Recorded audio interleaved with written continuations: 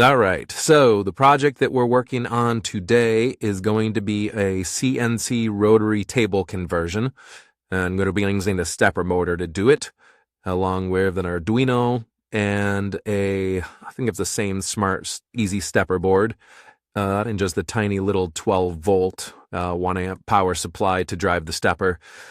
So this is going to be my case layout, basically. These are kind of expensive electronics. I might do it. I mean, there's a way cheaper way to do this.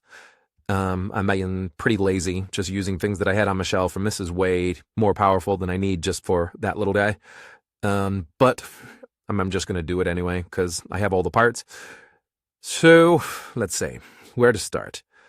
So the rotary table, I got the rotary table and the chuck, 3-inch rotary table, 2-inch chuck.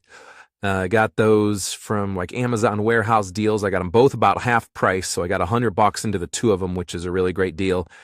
Kind of wanted bigger, but price, and this, it's just convenient, nice and small, less hassle.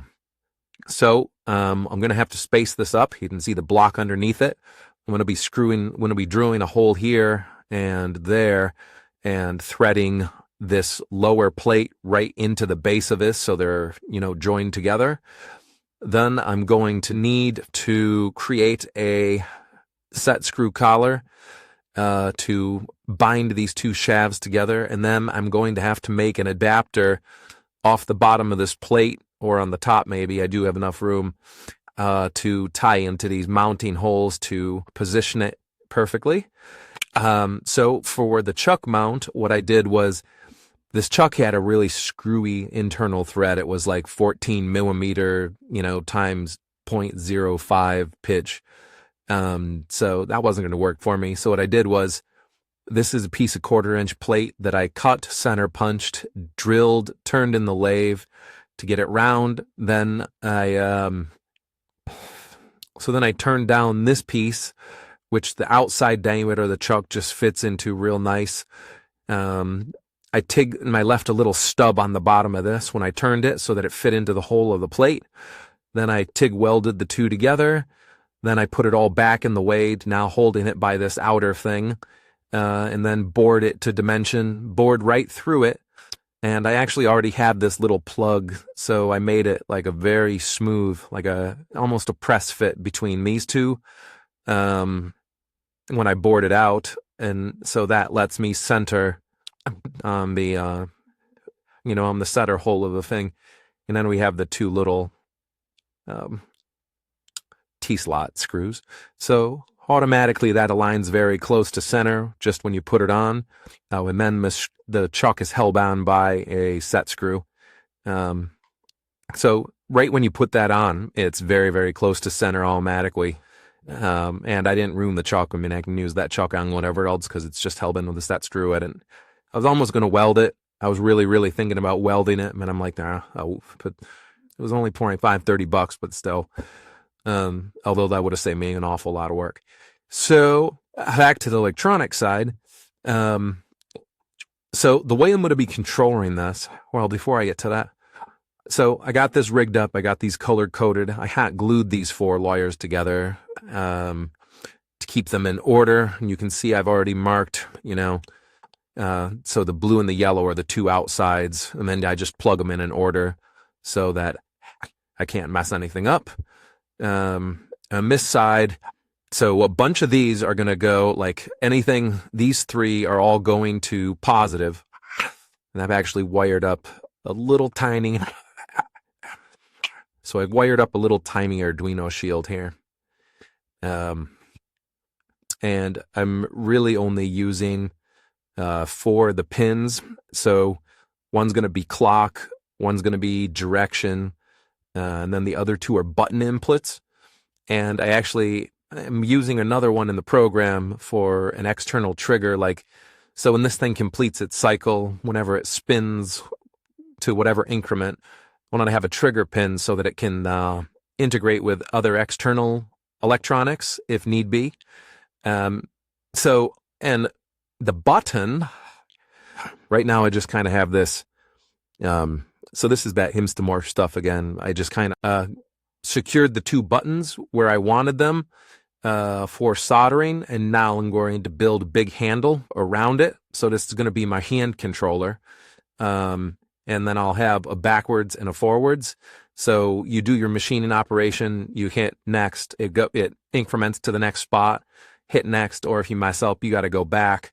I was almost going to do a 0 button as well, but then I didn't want to do math inside the program to do it. It still might. It's not hard, but I'm lazy. So let's see. And then this is going to be a little enable switch that's on the case.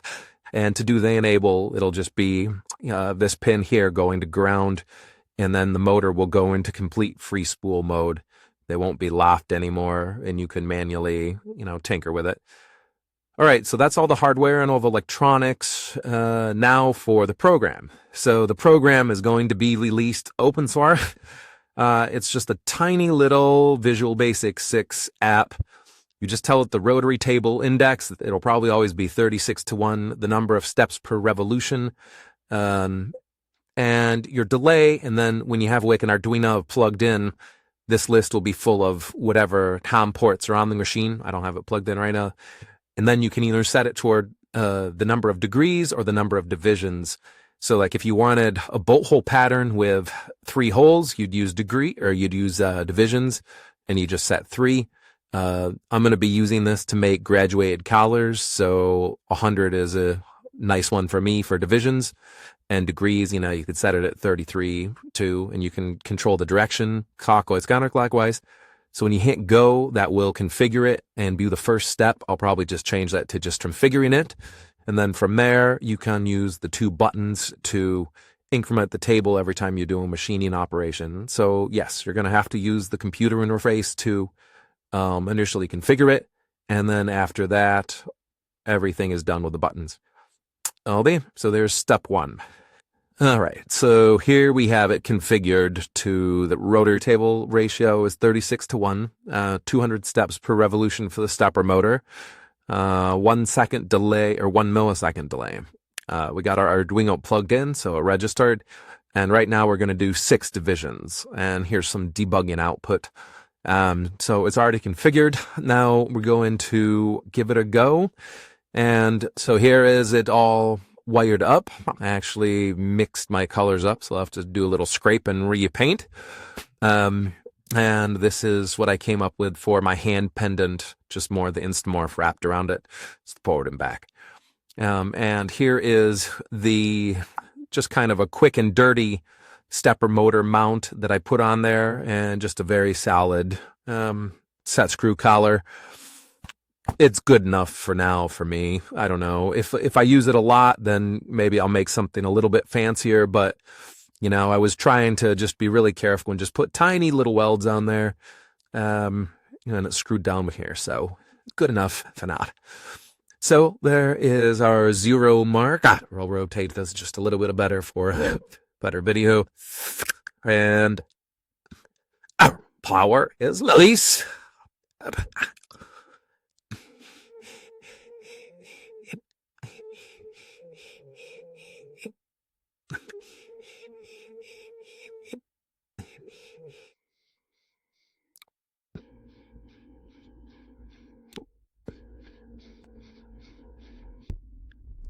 All right, so doesn't look like we have any errors. I've run this at different variations, and it doesn't do any rounding of the steps until the very last, because I have to send the integer value, like a whole number, for the number of steps. So the most that it should be off is 1 step per revolution. So that's like 1/200th of, I don't know, I'll do math later. It's not very much. And I guess that's it. And then for the electrical box enclosure, I found this. This is the back of, this is something off the back of a old radio. Had a nice indent for something. So all the components fit in there, including the power supply, very nicely.